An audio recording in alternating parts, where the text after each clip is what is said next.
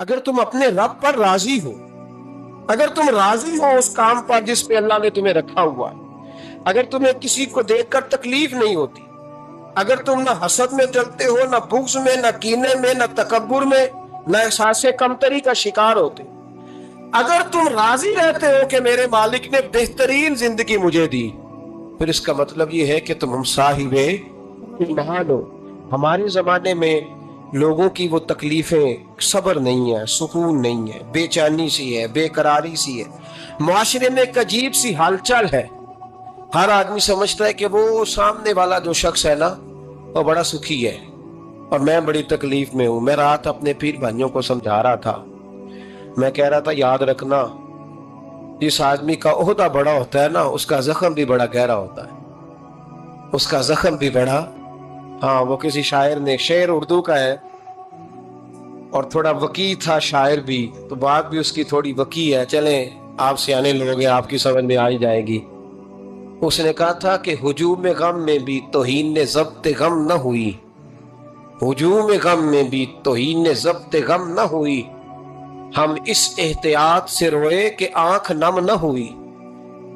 لوگوں کو نہیں پتا چلا کہ ہم رو رہے ہیں، ہم نے واہ ویلا کر کے دنیا، ہم اس احتیاط سے روئے کہ ہماری آنکھ نم نہ ہوئی۔ ہم نے واہ ویلا کر کے نہیں بتایا کہ بڑی دقت میں، ہم نے اپنے آپ کو محفوظ رکھا، ضبط میں رکھا، حوصلے میں رکھا، اللہ کی رضا پہ راضی رہے، اپنے آپ کو اپنے مالک رضی اللہ عنہم ورضوا عنہ ذالک الفوز العظیم۔ اللہ فرماتا ہے میں ان سے راضی ہوں، وہ مجھ سے راضی ہیں، اور یہ بہت بڑی کامیاب۔ تو میں نے دیکھا کہ وہ نابینا ہے، آنکھوں سے نظر نہیں آتا، لوگ ان کے پاس دعائیں کرانے آ رہے ہیں، اور فرماتے میں نے عجیب حال دیکھا، بیمار ترین شخص ان کے سامنے آ کے بیٹھا، حضور میرے لیے دعا کر دے۔ تو فرماتے انہوں نے دعا کے لیے ہاتھ اٹھائے تو وہیں اسی وقت میں نے دیکھا اللہ نے اس بندے کو شفا عطا فرمائی۔ میں نے دیکھا مقروض دعا کرا رہے ہیں، بیمار، بے اولاد، جو بھی دعا ان سے کراتا اللہ اس کی حاجت کو پورا فرما دیتا۔ حضرت عبداللہ بن صاحب کہتے ہیں میں شام تک بیٹھا رہا، ہر نماز کے بعد رش ہوتا، میں دیکھتا رہا، فرماتے ہیں شام ہو گئی، لوگ دعائیں کرا کے چلے گئے، جب مغرب کا وقت ہوا تو نابینا تھے، پھر بھی مجھ سے کہنے لگے عبداللہ ساری دنیا نے دعائیں کرائی ہیں، تو نے نہیں کرانی، تو صبح سے بیٹھا ہے بس دیکھے ہی جا رہا ہے، تو نے نہیں کوئی دعا کرانی؟ تو کہتے ہیں میں نے کہا حضور میں نے دعا نہیں کرانی، ایک سوال پوچھنا ہے۔ تو فرمانے لگے پوچھو۔ تو میں نے کہا حضور سارا زمانہ جو دعا کراتا ہے اور اللہ آپ کی قبول کرتا ہے، ایک دعا آپ اپنے لیے بھی کر لیں، اللہ آپ کو آنکھیں عطا فرما دے، مالک جو قبول کر رہا ہے تو ایک کر لیں اپنے لیے بھی۔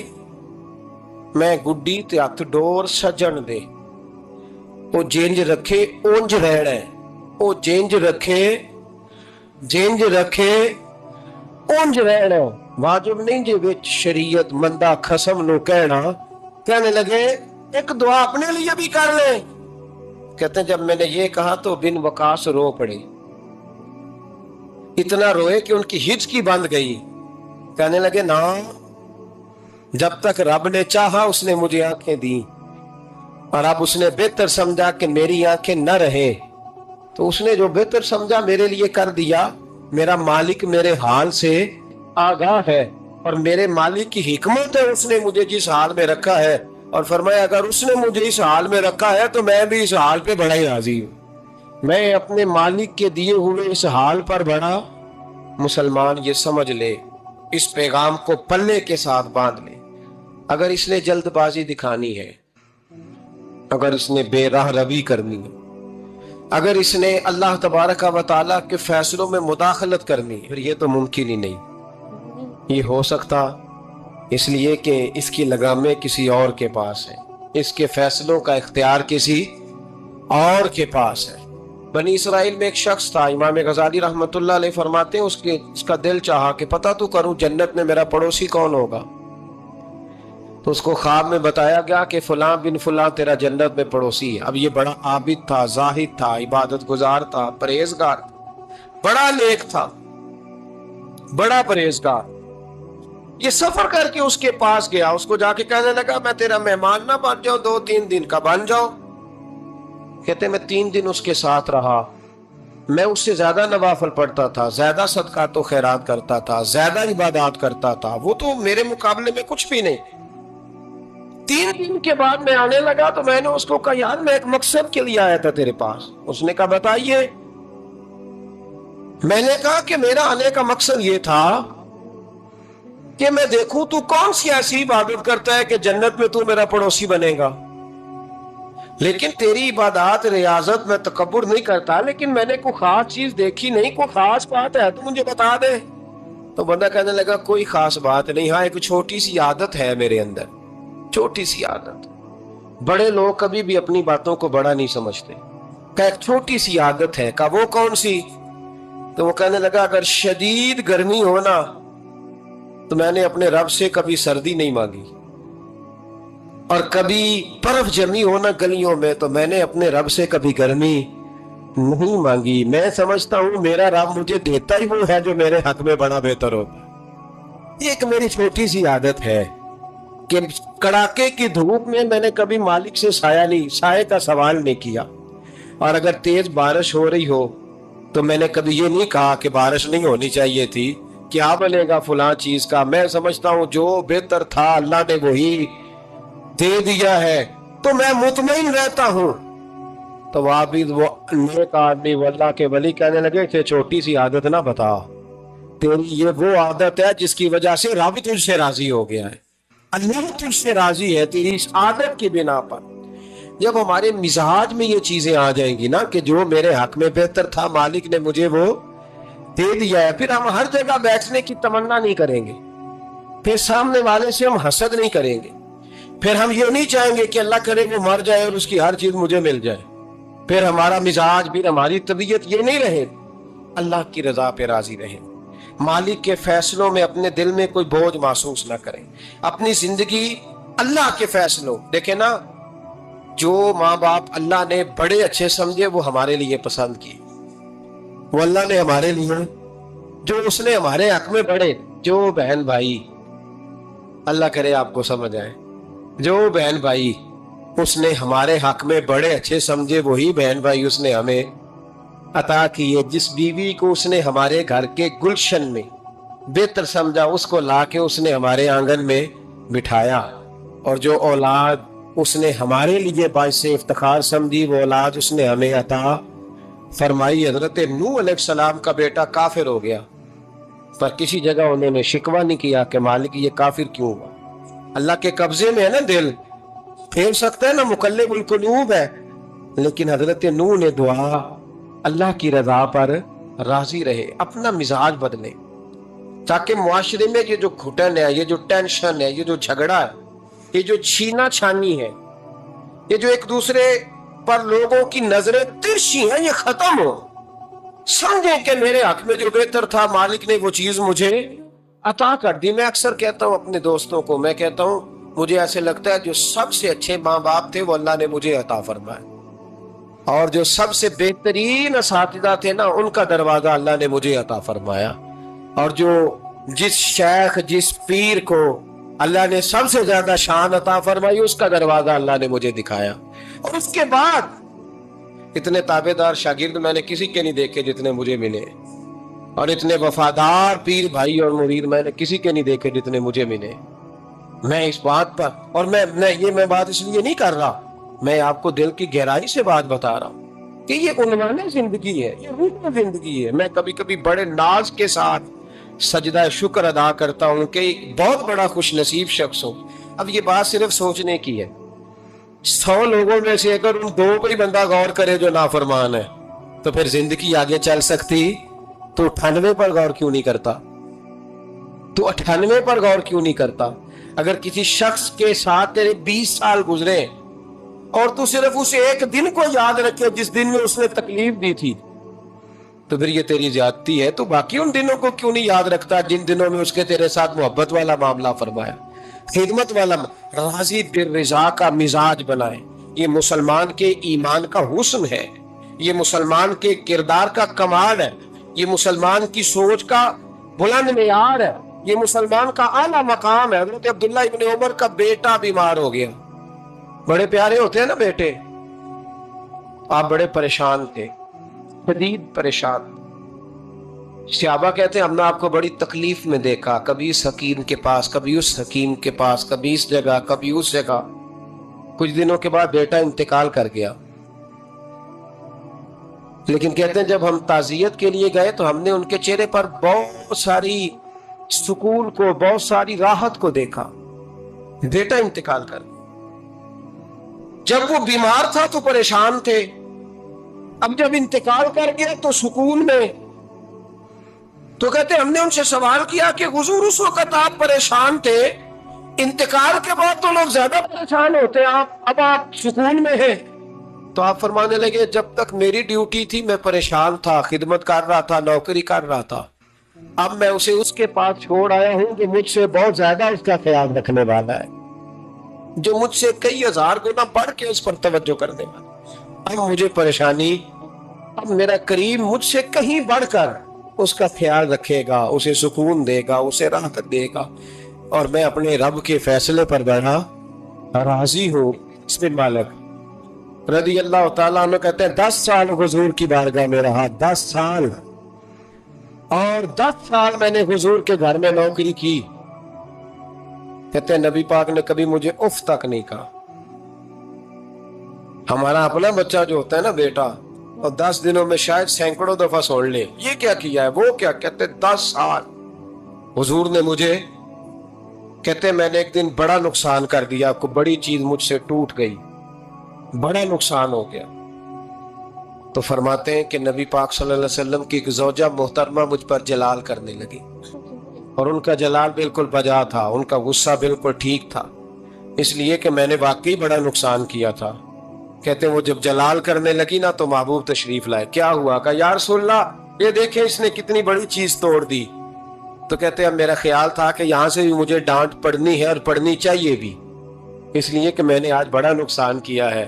لیکن کہتے ہیں محبوب میرے قریب آئے اور میرے کندھے پہ ہاتھ رکھا، زوجہ جلال میں تھی، تو محبوب نے کیا خوبصورت جملہ کہا، ساری سوچ ہی بدل دی۔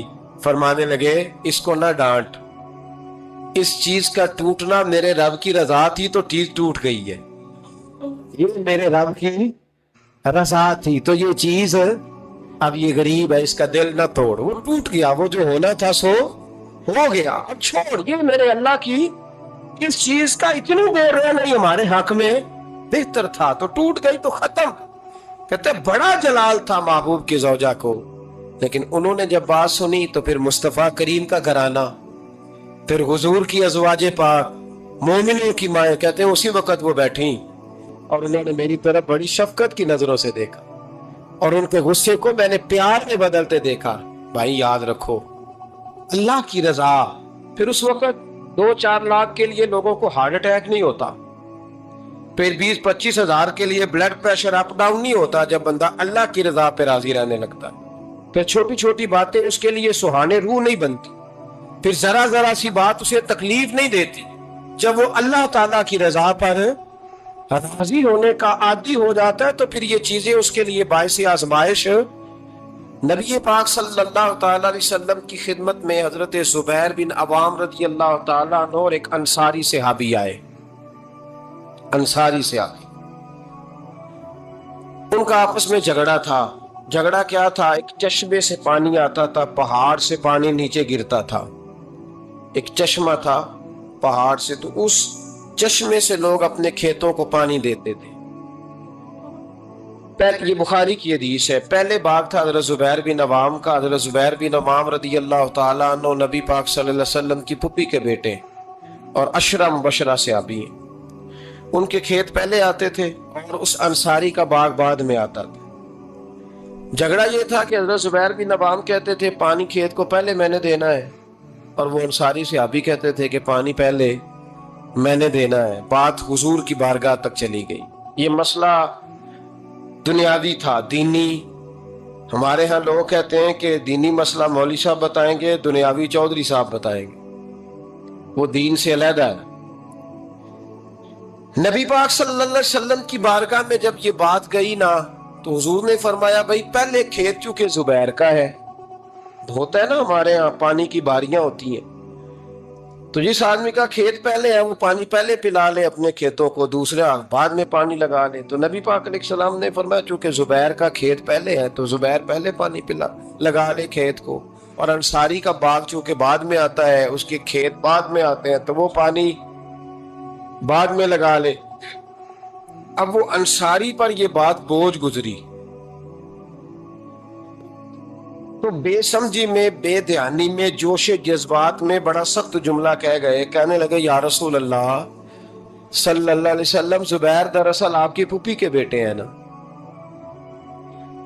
تو میں تو پھوپھی کا بیٹا نہیں، اس لیے آپ نے فوراً فیصلہ ان کے حق میں دیا ہے۔ محبوب تو ابھی کوئی جواب دیتے ہی اللہ کے قرآن نے بولنا شروع کر دیا، اور قرآن پاک کی آیت آئی، فرمایا فلا وربک لا یؤمنون حتی یحکموک فیما شجر بینہم۔ رب کریم نے فرمایا محبوب مجھے تیرے رب کی قسم، یہ اتنی دیر تک مومن ہو ہی نہیں سکتے جب تک اپنے ہر معاملے میں تیرا فیصلہ قبول نہ کر لیں، جب تک ہر معاملے میں تیرا فیصلہ قبول نہ کریں اتنی دیر تک مومن ہو سکتے۔ اب اگلے لفظوں پہ غور کرنا ہے، فیصلہ بھی قبول کریں، اور اگلی بات کیا ہے؟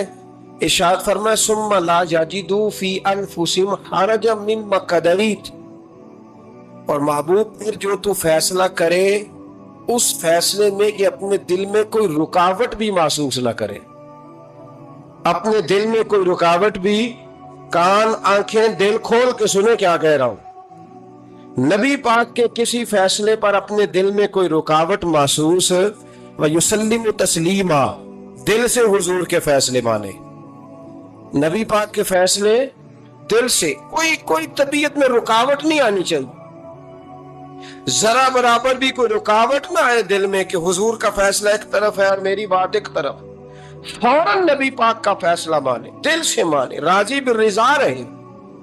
جب تک یہ کام نہیں ہوگا اتنی دیر تک ایمان مکمل۔ میرے نبی پاک صلی اللہ تعالی علیہ وسلم نے فرمایا کہ قیامت کے دن میری امت کا ایک گروہ ایسا ہوگا جسے اللہ تبارک و تعالی اس طرح جنت میں پہنچا دے گا جیسے کوئی بندہ اڑ کے جنت میں چلا جاتا ہے۔ وہ جب جنت میں پہنچیں گے نا تو فرشتے ان سے پوچھیں گے تم نے حساب دیا؟ کہیں گے ہمیں تو پتہ ہی نہیں حساب کیا ہے۔ پل صراط سے گزرے؟ کہیں گے خبر ہی نہیں پل صراط کہاں ہے، تو یہاں کیسے آ گئے؟ کہیں گے اللہ کے فضل سے، اللہ کے فضل سے۔ تو کہا بتاؤ تو صحیح تمہاری نیکی کیا تھی؟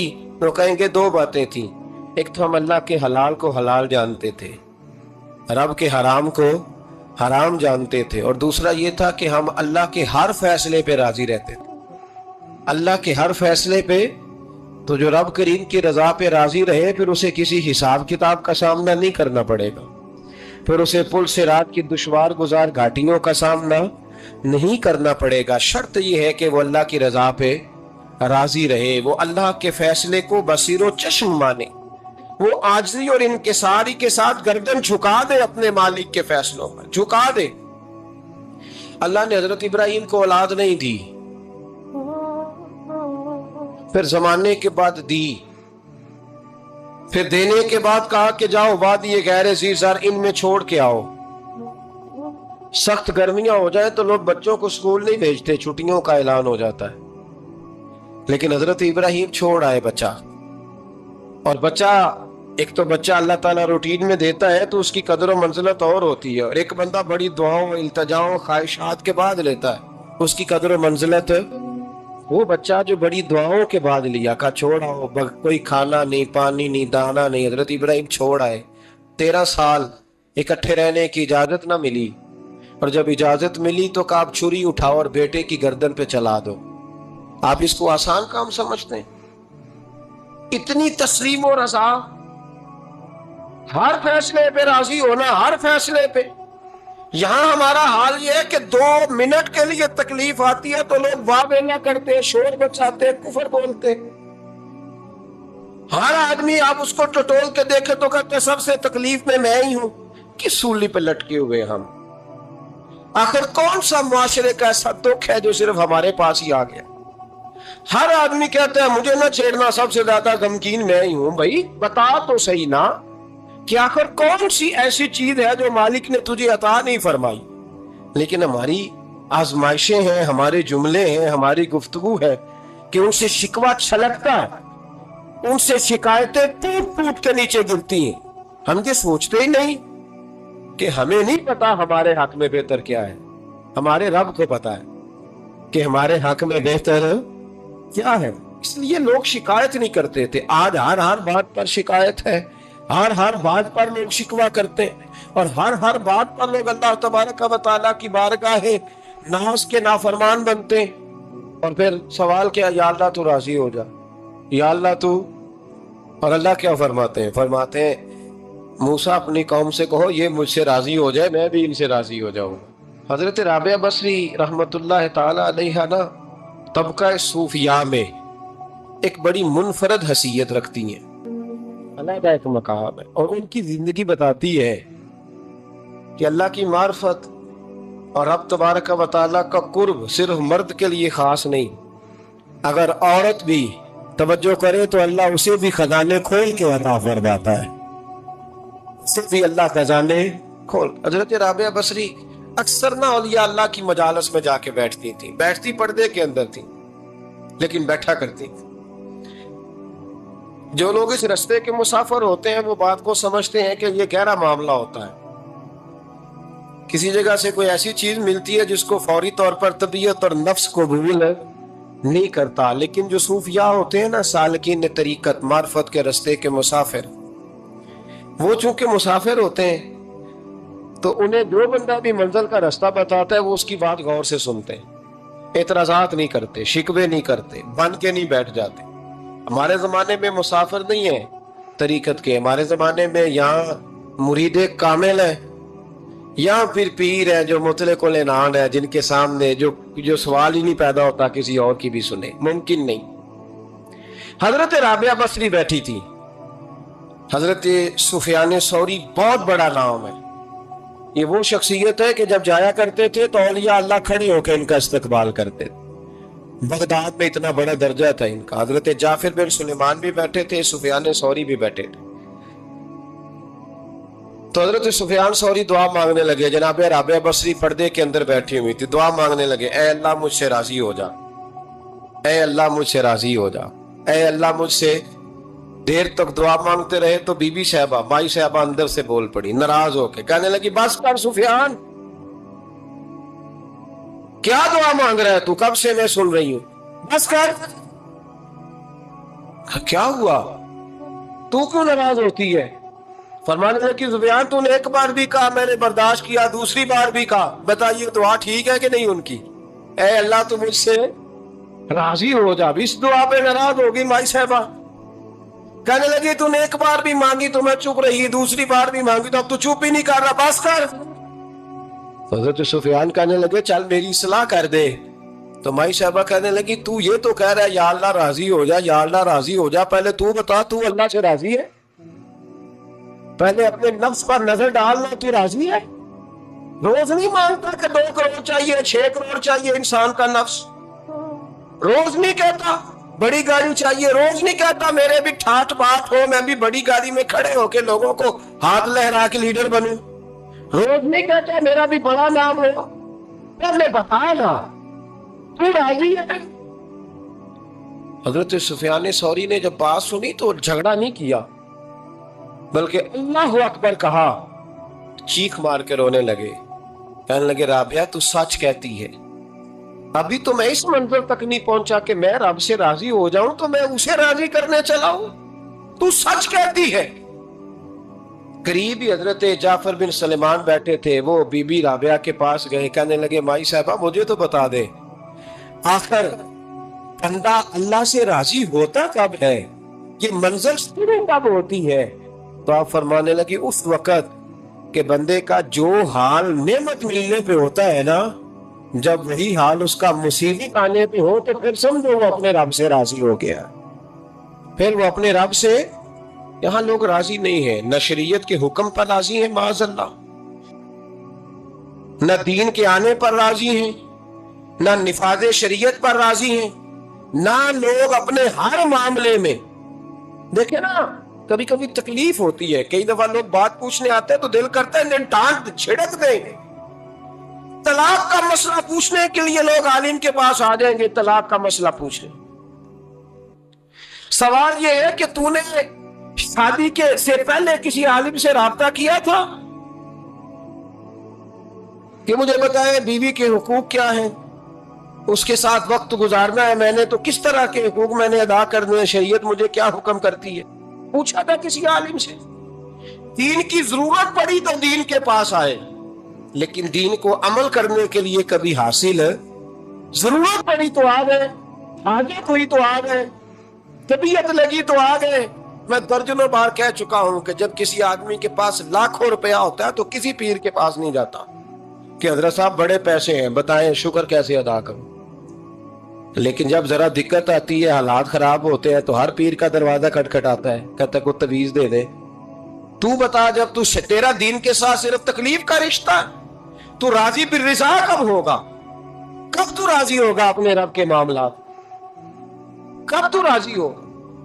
کئی دفعہ طبیعت میں تکلیف ہوتی ہے, وہ حضرت صاحب حالات بڑے خراب ہوئے, پہلے آپ نے تعویذ دیا تھا تو صحیح ہو گیا, پھر خراب ہے میں دوبارہ آ گیا.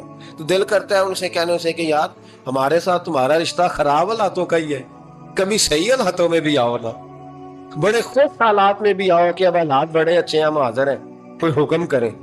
خدا راضی بالرضا رہنا سیکھ. میں نے کئی دفعہ حدیث سنائی ہے کہ ایک صحابی کو نبی پاک صلی اللہ علیہ وسلم نے, سرکار نے فرمایا کہ جب اس کا انتقال ہو جائے تو مجھے بتانا. صحابی بھی نوجوان تھے, 14-15 سال عمر تھی.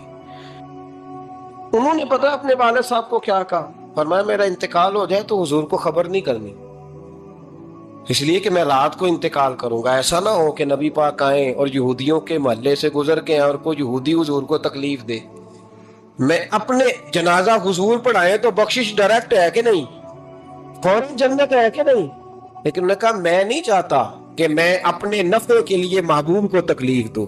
تو محبت کا انداز تو کوئی اور ہوتا ہے, جس سے محبت ہوتی ہے اس کے تو بندہ آرام کا سکون کا کہتا ہے جی میرا بڑا پیار ہے, ٹھاؤ میں آیا جو ہونا اس ویلے, میں ان دوبارہ مانا.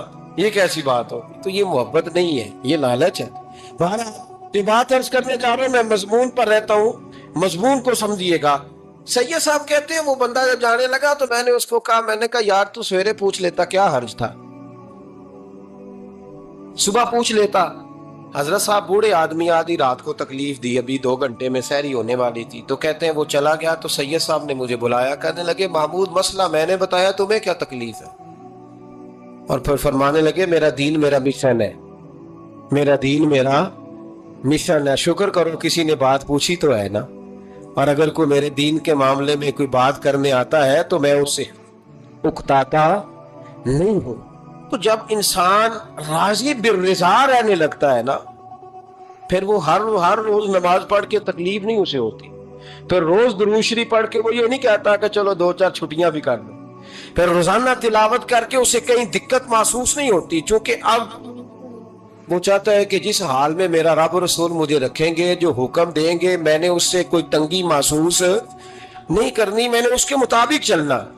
اور قرآن مجید نے ایک نیا انداز اختیار کیا سورہ مائدہ کے اندر, اس کی آیت نمبر 119 ہے. اللہ کریم نے فرمایا رضی اللہ عنہم ورضوا عنہ, صحابہ کی بات ہو رہی ہے, فرمایا وہ اللہ سے راضی ہے اور اللہ ان سے راضی ہے. حضرت سیدنا موسیٰ علیہ السلام نے عرض کی کوہ طور پہ جا کے, مولا میری قوم پوچھتی ہے کہ کوئی ایسا کام بتا جو ہم کریں تو ہم سے راضی ہو جائے. حضرت موسیٰ کی قوم کا خیال تھا کہ تہجد کا حکم آئے گا تو پڑھیں گے, صدقات کا حکم آئے گا تو دیں گے, جہاد کی بات ہوگی تو کریں گے. کچھ جو نیک لوگ تھے ان میں سے انہوں نے یہ پیغام دیا کہ مالک ہمیں بتائے کہ وہ کس کام پہ راضی ہوتا ہے, ہم وہ کام کریں تاکہ اللہ ہم سے راضی ہو جائے. حضرت موسیٰ کلیم کہتے ہیں میں نے عرض کی مولا میری قوم پوچھتی ہے کہ کون سا ایسا کام کرے کہ تو راضی ہو جائے. تو رب کریم نے ارشاد فرمایا موسیٰ, کہتے ہیں میرا خیال تھا کوئی لسٹ ملے گی, لیکن مالک نے ایک جملہ کہا, ایک جملہ, اور تفسیروں کے دریا بہا دیے. عرش کے مالک نے فرمایا موسیٰ ان سے کہو جا کے کہ وہ مجھ سے راضی ہو جائے, میں ان سے راضی ہو جاؤں گا, مجھ سے راضی ہو جائے. بندے اللہ سے راضی یہ نہیں راضی ہوتے. امام غزالی سے کسی نے پوچھا تھا، امام غزالی سے، کہ حضور اللہ کا بندے سے راضی ہونا کمال ہے یا بندے کا اللہ سے راضی ہونا کمال ہے؟ تو امام غزالی مسکرائے، فرمانے لگے رب تو بڑا ہی مہربان ہے، وہ تو بڑی جلدی راضی ہو جاتا ہے. وہ تو مسجد میں آ کے توبہ کرے تو اللہ راضی، کسی یتیم کے سر پہ ہاتھ پھیرے تو اللہ راضی، وہ تو کسی اندھے کو رستہ دکھایا تو اللہ راضی ہو گیا، وہ تو طوائف نے کتے کو پانی پلایا تو اللہ. امام صاحب فرمانے لگے یہ بندہ ہے جو اللہ سے راضی نہیں ہوتا. جس کے پاس اولاد نہیں وہ کہتا ہے چلو ایک بیٹی مل جائے تو میں راضی ہوں، بیٹی مل گئی تو کہتا اب ایک بیٹا بھی ملے تو پھر راضی ہوں، پھر کہتا ہے یہ دونوں اچھی تعلیم حاصل کر لے تو پھر میں راضی ہوں، پھر کہتا ہے یہ بہت زیادہ پیسے کمائے تو پھر میں راضی ہوں. بہرحال راضی ہوتا، لیکن جو راضی ہو جاتا ہے نا، اللہ اکبر، جو اللہ سے راضی سکھ ہی بڑا رہتا ہے، سکون میں بڑا رہتا ہے، مطمئن بڑا رہتا ہے. جو سمجھ لیتا ہے نا کہ جو میرے رب نے بہتر سمجھا وہ میرے اللہ نے مجھے. میں کبھی کبھی سوچتا ہوں کہ یار حضرت بلال حبشی نے کوئی عہدہ نہیں مانگا ساری زندگی، انہوں نے نہیں کہا مجھے بھی ایک صوبے کا گورنر بناؤ میری بھی خدمات ہے، مجھے بھی وزیر خزانہ بناؤ میرا بھی کچھ بنتا ہے. ایک دفعہ نہیں کہا سیدنا بلال حبشی رضی اللہ تعالیٰ عنہ نے کہ میری بھی کوئی ڈیوٹی ایسی ہونی چاہیے کہ مجھے چلو سپہ سالار ہی بنا دیا جائے.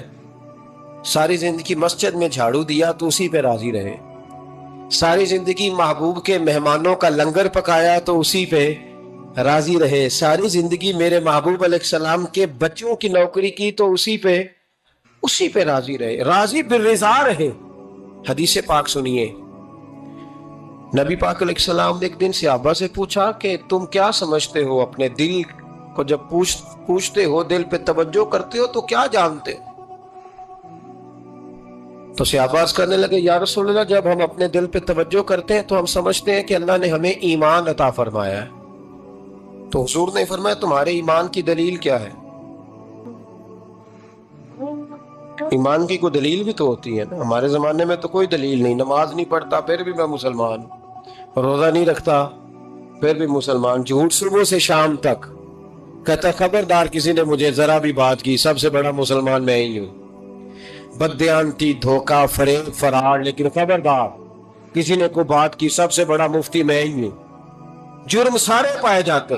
دلیل کیا ہے بھائی؟ اگر کسی دیکھیں نا، اگر درخت ہے تو دلیل یہ ہے کہ پھل بھی ہے، شاخیں بھی ہیں، لیکن تو صاحب ایمان ہے تو دلیل کیا ہے؟ تو نبی پاک صلی اللہ علیہ وسلم نے صحابہ سے پوچھا کہ تم ایماندار ہو تو دلیل دو.